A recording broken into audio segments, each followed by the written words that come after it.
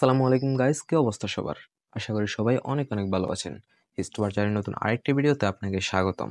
গত ভিডিওতে আমরা আলোচনা করেছিলাম আইএমএ জাহিলিয়ার পরিচিতি এবং জাহিলি যুগের সময়কাল সম্পর্কে। আজকে আমরা যে বিষয় নিয়ে আলোচনা করব তা হলো জাহিলি যুগে আরবের সামাজিক ও নৈতিক অবস্থা।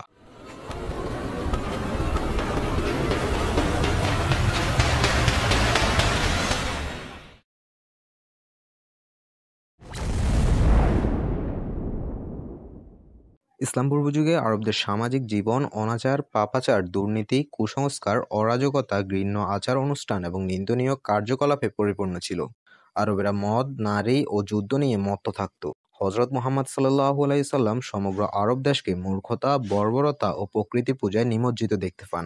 তারা এত বেশি মদ্যপায়ী ছিল যে কোনো গর্হিত কাজ করতে তারা দ্বিধাবোধ করত না। তৎকালীন আরবের সমাজ বলতে শহরবাসী ও বেদুইনদের বুঝতে হবে।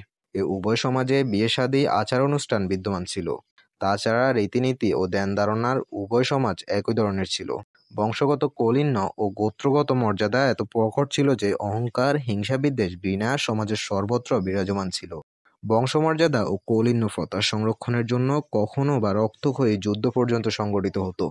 প্রাকৃতিক কঠোরতার নিষ্পেষণে আরব সমাজে অরাজকতা, কুসংস্কার, নিন্দনীয় কার্যকলাপ ও ঘৃণা প্রথা অপ্রতিহতভাবে বেড়ে চলছিল। পাপাচার, দুর্নীতি, মদ্যপান, নারী গমনের আসক্তি তাদের পেয়ে বসেছিল। বস্তুত তাদের জীবনযাত্রা ছিল অভিশপ্ত ও কলুষিত। জনজীবন ছিল বর্বরতার শিকার। জাহিলি যুগে আরব সমাজে নারীর স্থান ছিল অতি নিম্নে। সামাজিক মর্যাদা বলতে তাদের কিছুই ছিল না। নারী ছিল ভোগবিলাসের সামগ্রী ও অস্থাবর সম্পত্তির মতো। অবৈধ প্রণয়, অবাধ মেলামেশা ও একই নারীর বহু স্বামী গ্রহণ প্রথা ছিল ব্যাপক। ব্যভিচার এত জঘন্য আকার ধারণ করেছিল যে স্বামীর অনুমতিক্রমে কিংবা স্বামীর নির্দেশে অথবা পুত্র সন্তানের আশায় নারীগণ বহু পুরুষের সান্নিধ্যে গমন করত। বিষয় সম্পত্তিতে স্ত্রীর কোনো অধিকার ছিল না। গৃহপালিত পশুর মতো ব্যবহার করা হতো নারীদের প্রতি। নারীও যে মানুষ একথা তাদের স্মরণে আসতো না। প্রাচীনকাল হতেই আরবে দাস-দাসী ক্রয় বিক্রয় প্রথা প্রচলিত ছিল। দাস-দাসীদের জীবন ছিল অত্যন্ত দুর্বিষহ ও করুণ। মানবিক মর্যাদা ও ব্যক্তি স্বাধীনতা বলতে তাদের কিছুই ছিল না। হাটে বাজারে বিভিন্ন পণ্যদ্রব্যের মতো দাস-দাসী ক্রয় বিক্রয় হতো। প্রভুর বিনা অনুমতিতে দাস-দাসীগণ বিয়ে করতে পারত না, কিন্তু তাদের ছেলে সন্তানের মালিক হতো প্রভু। মূলত বৃত্ত ও ভূমিদাসদের আশা আকাঙ্ক্ষার ক্ষীণ আলো পরিলক্ষিত হতো না। নির্মম অত্যাচারে দাস-দাসীদের নিরাপত্তা দারুণভাবে বিঘ্নিত হতো। দাস-দাসীদের মানুষ হিসেবে গণ্য করার কথা তারা বিস্মৃত হয়ে গিয়েছিল। প্রাক ইসলামী আরবে জীবন্ত কন্যা শিশুকে কবরস্থ করার নিষ্ঠুর প্রথা প্রচলিত ছিল।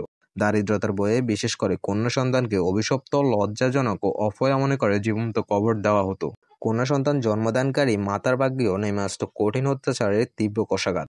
নৈতিক অবনতি, ব্যভিচার, অনাচার, লুটতরাজ, মদ্যপান, জুয়া খেলা, সুদ, নারী হরণ ইত্যাদি অপকর্ম আরব সমাজে বিদ্যমান ছিল। সুদ আদায়ে অপারগ হলে সুদ গ্রহীতার স্ত্রী ও ছেলে মেয়েদের মালিক মহাজন ক্রীতদাস দাসী রূপে হস্তগত করে হাটে বাজারে বিক্রয় করে ফেলত।